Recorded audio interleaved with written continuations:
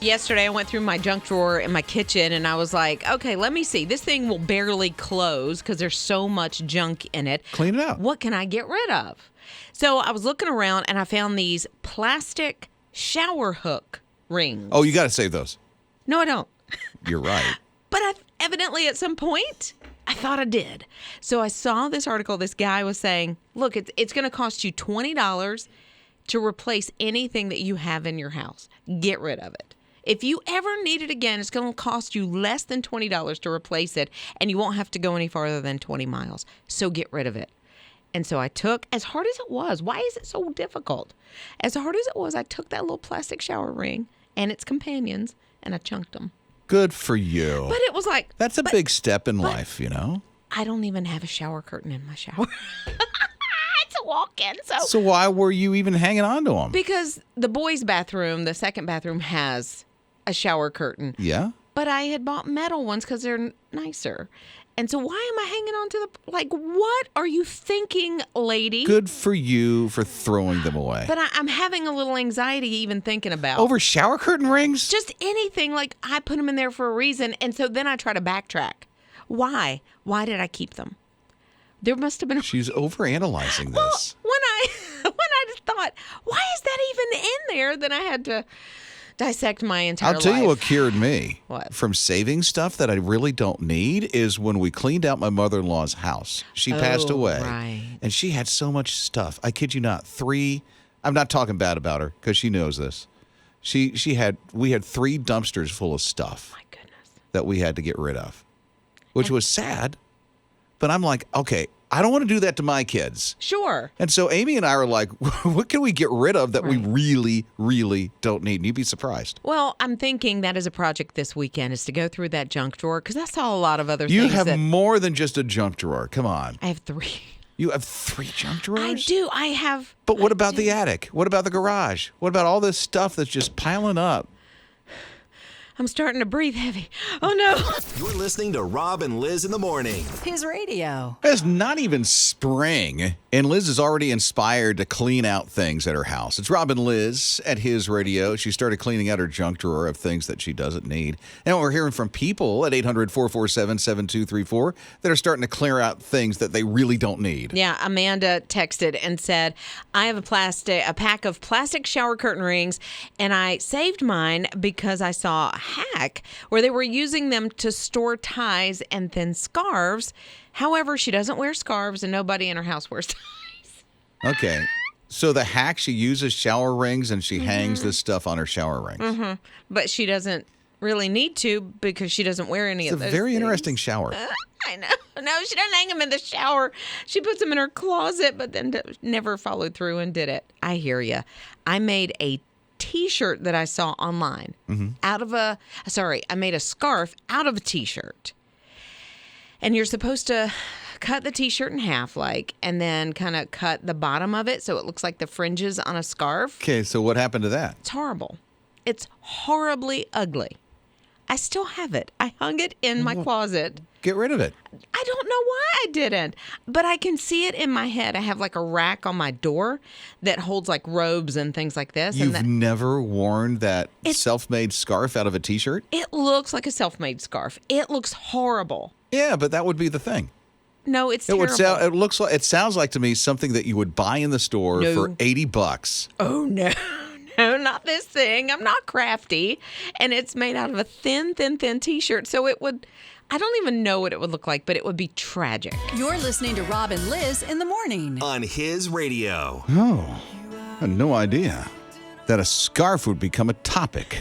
It's Rob and Lizz in the morning, His Radio. Yeah, a scarf. I know. Well, I made this scarf out of a T-shirt because it was a thing on Facebook and everybody was making them so beautiful. And she strongly dislikes it. It's terrible. She won't wear it. I started with a terrible T-shirt and it's floppy. It's just whatever. So Monette texted and she said, here's what you need to do. Have an ugly outfit party and then you'll have a reason to wear your ugly scarf. Well, there's something. I mean, first, she's trying to clear things out. Yes. Now we're telling her to keep the scarf. Yeah, I wouldn't disagree because you could probably use that with an ugly sweater thing. At Christmas. Yeah. Or just have everybody, pick the ugliest thing in your closet out, wear it to this party, and it's a reason to get your friends It together. sounds counterproductive. You're trying to clear out the beginning of the year. Well, after the party, then you have Then a throw it away? clothes burning or a... Clothes burning? Well, it's ugly. Nobody This is wants starting to sound like wear a weird party. I'm sorry. I don't know if I want to go to Hey, it. it's a party. I'm all in. Okay. So Robbie's here. What are you thinking, Robbie? I was just thinking about that scarf of Liz. She could probably bring that thing to work and raffle it off and let someone make a donation to the radio station for, to help support the radio station. There's people out there that'll buy that. I don't know. I wouldn't. There's people out there that would make a donation for that scarf. I'm telling you, she could sip and take that money and put it back into the radio station. That'd be wonderful. But if you don't want it, who else would? Hey, I didn't just come up with that by myself. Oh, you're hilarious. I love that. Somebody will buy it. I won't. You're listening to Rob and Liz in the morning. His radio. Very interesting assignment that this teacher gave her students. It's Rob and Liz in the morning, his radio. Yeah, they were in elementary school, and she said, I want everybody to draw what your dream monster would be. A dream monster. I know, which is super cute. Draw it, hand it in. Yeah, and none of them were really scary or anything like that. Like a Monsters, Inc. thing? Yeah, sort of. okay. And some of them had one eye, and some of them had, 27 legs or Scully. whatever. Yeah. And so it was really cute. So she took all the drawings up from her students in her class, and she kept them for a couple of months. Nobody thought about it again until just recently she got back to school, and she had stuffed animals. I don't know if she made them or had them made in the shape and personality of each of those Oh, she turned them into a stuffed animal. She did! Oh, how nice. So they all got stuffies. She chose the color on some of them, but one looked like a caterpillar that had different colors. She made it look exactly like the drawing. Good for her. I love. That's talented. Well, if she made them, and she could have outsourced that, and that's cool too, but that she took the time and the energy and the thought and the cost to do something special like that for her students. I love that. She made an impact with those stuffed animals, I believe, that she wouldn't have been able to make in a math lesson. Not that they don't need to have the math lesson. What's neat is that she went the extra mile just to Yeah. make her kids feel good. I know. In the classroom. Way to go, teach. You're listening to Rob and Liz in the morning. On his radio. Scott has a teacher. What was a high school teacher that really made an impact for you? Yeah, after all these years, I still remember her, Mrs. Sertel. It was a 9th grade zoology class. And, I was just kind of trying to get by. I wasn't really doing all I could. I wasn't giving 100%. She recognized that and just took a little bit of extra time, made sure that I knew that she cared, that I mattered to her. And it really just left that lasting impact in my life. I still remember her today, and I did. I started giving more effort in her class especially. I want to make sure that I heard you right. Zoology? Right? Yeah. Zoology? In high school, I didn't hear of such a thing, not in mine, at least. So you had a science option. Now, you could do biology, chemistry, or zoology, and that was probably the easiest. So you studied of the three. giraffes and elephants? Like dissecting frogs and, all that stuff. Yeah, a lot of the I was animal. excited till you said that. Yeah. Thanks. Wow, how specialized. I know, right? The smell formaldehyde. Wow, Thanks. thank you. Thanks for that with my Cheerios.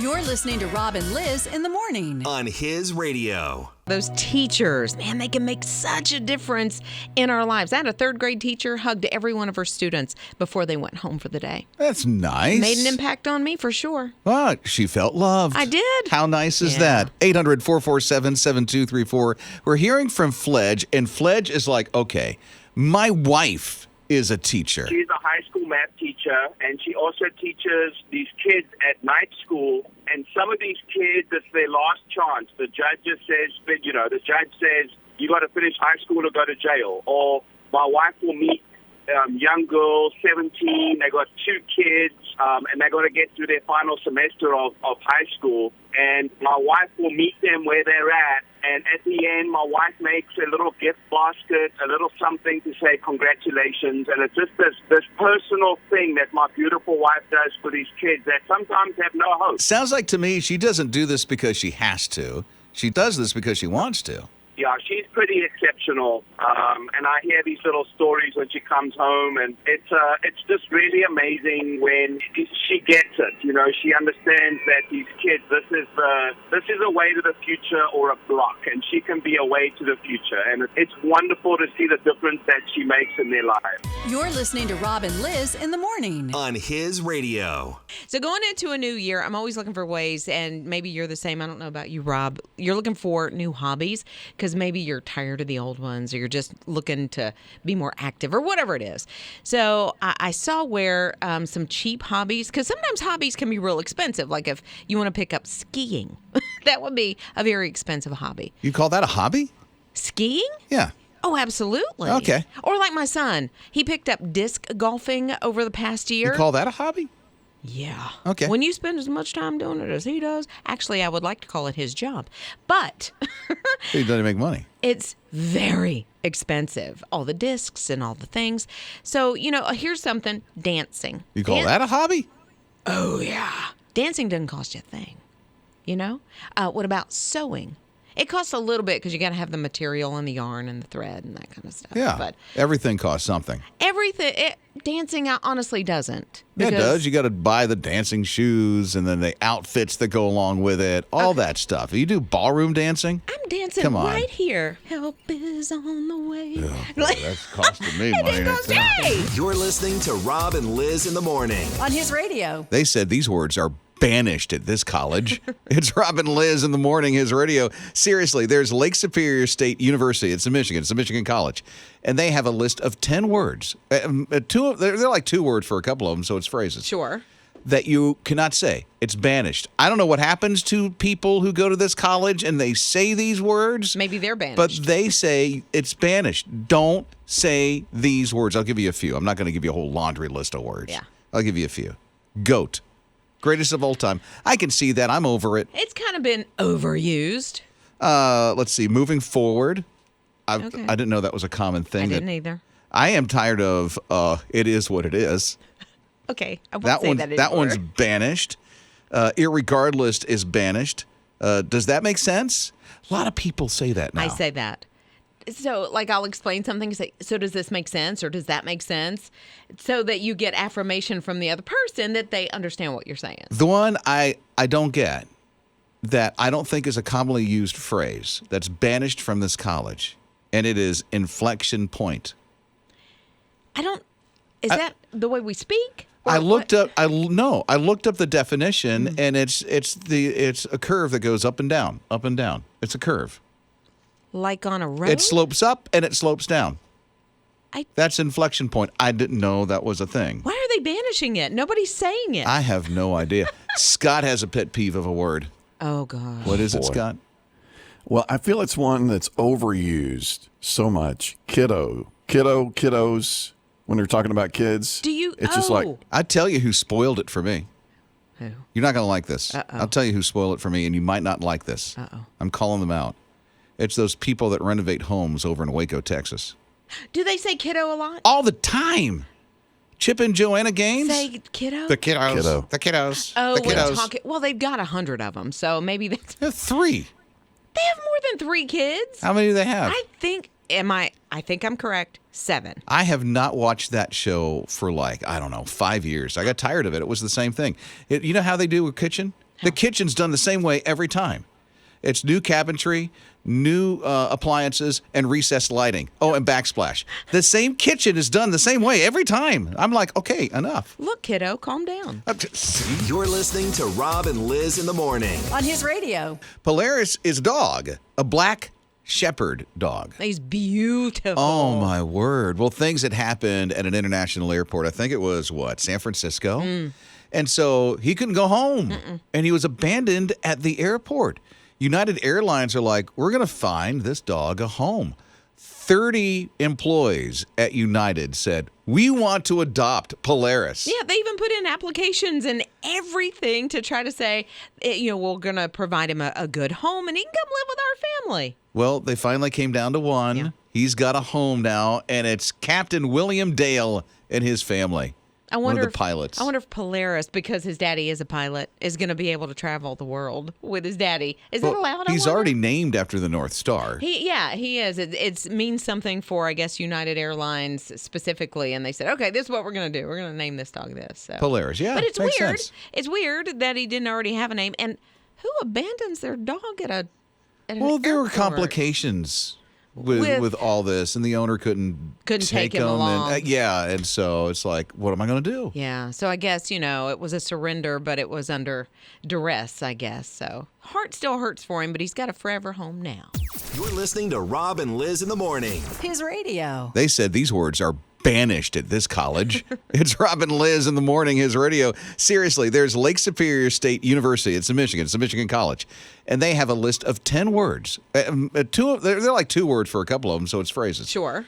That you cannot say. It's banished. I don't know what happens to people who go to this college and they say these words. Maybe they're banished. But they say it's banished. Don't say these words. I'll give you a few. I'm not going to give you a whole laundry list of words. Yeah. I'll give you a few. Goat.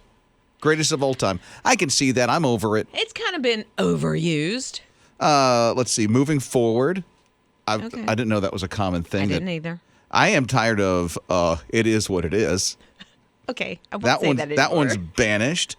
Irregardless is banished. Does that make sense? A lot of people say that now. I say that. So, I'll explain something and say, so does this make sense or does that make sense? So that you get affirmation from the other person that they understand what you're saying. The one I don't get, that I don't think is a commonly used phrase that's banished from this college, and it is inflection point. Is that the way we speak? I Or looked what? up. I looked up the definition, and it's a curve that goes up and down, up and down. It's a curve. Like on a road? It slopes up and it slopes down. I- That's inflection point. I didn't know that was a thing. Why are they banishing it? Nobody's saying it. I have no idea. Scott has a pet peeve of a word. Oh, God. What is it, Boy. Scott? Well, I feel it's one that's overused so much. Kiddos. When they're talking about kids, Do you? It's just like I tell you who spoiled it for me. Who? You're not going to like this. Uh-oh. I'll tell you who spoiled it for me, and you might not like this. Uh-oh. I'm calling them out. It's those people that renovate homes over in Waco, Texas. Do they say kiddo a lot? All the time. Chip and Joanna Gaines. Say kiddo? The kiddos. Kiddo. The kiddos. Oh, the we're kiddos. talking. Well, they've got 100 of them, so maybe that's. 3. They have more than 3 kids. How many do they have? I think I'm correct. 7. I have not watched that show for 5 years. I got tired of it. It was the same thing. You know how they do with kitchen? The kitchen's done the same way every time. It's new cabinetry, new appliances, and recessed lighting. Oh, and backsplash. The same kitchen is done the same way every time. I'm like, okay, enough. Look, kiddo, calm down. See? You're listening to Rob and Liz in the morning. His radio. Alan and Vivian, they're that blizzard of 2022. How can you forget that, especially if you have to travel in it? Oh, sure. When it was during the Christmas season just a couple of weeks ago. But it was so bad in Buffalo that people were stranded, either in their cars or their homes, and power was going out. So here's Al and Vivian, and they're pastors of the Truth Urban Ministry in Buffalo. And they decided, let's go and rescue as many people as we can and bring them here and take care of them for as long as it takes. Wow. So they did. 154 people. What? All together. Was it in their church or their house? It was there. It says ministry. Oh, they're So in it their was in their ministry. Oh, my goodness. Yeah, that's so crazy cool. Well, and so my mind is just, asking all the things, all the questions. Okay, I won't have all the answers, but go for it. But I just got to get it out. Did they have enough food to feed everyone? And did they have enough beds or sleeping bags or blankets or pillows or warmth or... See, all the things. All the things? All the things. Evidently, God provided because these people were taken care of. And provided before it happened because they couldn't run out to the store. You're listening to Rob and Liz in the morning. On his radio. At one point, when he was in his prime, everybody knew his name, whether you liked the sport of soccer, football, or not. And that's Pele. He just recently passed away. He did. And I remember he was the first soccer player I ever remember knowing was kind of notable, was like a superstar in the field of soccer. And there was a move that he did, and I can't remember. It was like a kick and then on your knee. Is that right? What I remember was that he would be in midair and kick backwards, and it goes right into the goal. It's like, how did he do that? How in the world do you see behind What you to do an that? athlete. Yeah. Well, now there's this initiative around the world, and they are asking, FIFA is asking, would you please name, at least in each country, name one stadium after Pele? Isn't that super cool? And just to know the legacy that he left and inspired so many kids who watched him and wanted to do that move that you were talking about, Rob, to start playing soccer. And you have soccer players today because of it. Yeah, and they still know Pele. And they still know Pele. And he had not played in years and years and years and Well, years. he was in his prime in the 80s. Yes. Oh, that's why, I'm kind of familiar with him. He started much earlier than that. But, yeah, his prime in the late 70s and 80s. So, yeah, just an awesome So we'll legacy. We'll see how many countries actually do that. Come on, U.S., let's do this. You're listening to Rob and Liz in the morning. On his radio. Robert and Edith were in high school together, and Edith spotted Robert across, I don't know, the cafeteria and said, oh, he's so cute. Oh, boy. High school sweethearts, He's huh? so cute. And so I guess she made her affection known, and he invited her to a football game. They go to a football game for the first date. They ended up getting married about 8 years later. They met in 1936. Oh, okay. Yeah, okay. They got married in 1942. They just celebrated 86 years. Wait a minute. If of I do my being math married. right, they're over 100 then. 102 years old, both of them. 102? Yes. But it started at that football game, and they both say they fell in love on that very first date. Good for them. It's so sweet. It's so sweet. They were in a long, loving relationship and had several kids. They still remember, which I love this, they're 102 and still have that memory of that first date and how they felt about each other during that first date. 80 years. 86. Oh, 86 years. 86 Good for years them. They've been married, and I just love this. They still love each other. They still hold hands, which is so cute. So if they're high school sweethearts, it sounds like they're about the same age. They are. They're both 102 years They old. are. Yeah. Yeah. And that's sweet. And I think when we think about getting married, why is it in movies and even I think in my own life when, I was being proposed to, we were like the next 50 years. Like that seems to be the pinnacle that we all want to get to. Okay. And Yeah. Robert and Edith said, 50? Whatever. Rob and Liz in the morning. His radio. The dog gets blamed for a lot of different things, right? From eating homework to making the mess. I mean, all that kind of stuff. It's Rob and Liz in the morning, his radio. Never in my life until Liz Riles here. Never in my life have I heard of a dog being blamed for adding cash to an app. But Liz managed to do so, and it's not real. The dog didn't do it. That's all I could think happened. Her new puppy's butt, she said, added $50 to her Chick-fil-A app. Yeah. I wake up yesterday morning and I check my account and I see $50 to Chick-fil-A. And I was like, I didn't go to Chick-fil-A. Like, what? And certainly didn't spend $50. So I go in the app, there's $50 and, like I've added it. So I didn't think about it again. I just thought when I was carrying the dog yesterday, because we went on a walk, I held her in my arms most of it. And I had my phone up under her. And I thought, well, her little hiney was warm and it got into the folder, into the app, into all the things. All the stuff had to happen for actually her dog's butt to add $50 to her Chick-fil-A app. Yeah. So your son found out something. I said it to him. I was like, let me tell you what happened. So I said, this is what happened, $50 on the app. What'd he and say? he said, that was a TikTok thing. I saw that the other day. So So he goes and he tries to find the video and he can't find it. He said, no, somebody got hacked. Same thing, $50 went into her app, but she didn't authorize it. So, okay, now I have a question that I didn't think of earlier. Okay. My question is this. Did it come out of your bank account It and did. went in? Yes. Oh, now that's bad. But see, that's weird because it went into my Chick-fil-A app. Yeah, but still, somebody got a hold of your bank account So and put it into your app. it's not there anymore. What's not there? No, I had the bank account in my app because you can do that and you can just pay. You can add funds. So you think somebody hacks into the Chick-fil-A app, not That's the what I bank think. account? Okay, well, That's what I think. I feel better. Yes. Oh, I did too. But my bank account information, no longer in that app. Good for you. And not in any of my apps anymore. And her dog's butt can be blamed for things, but not for adding money to her Chick-fil-A app.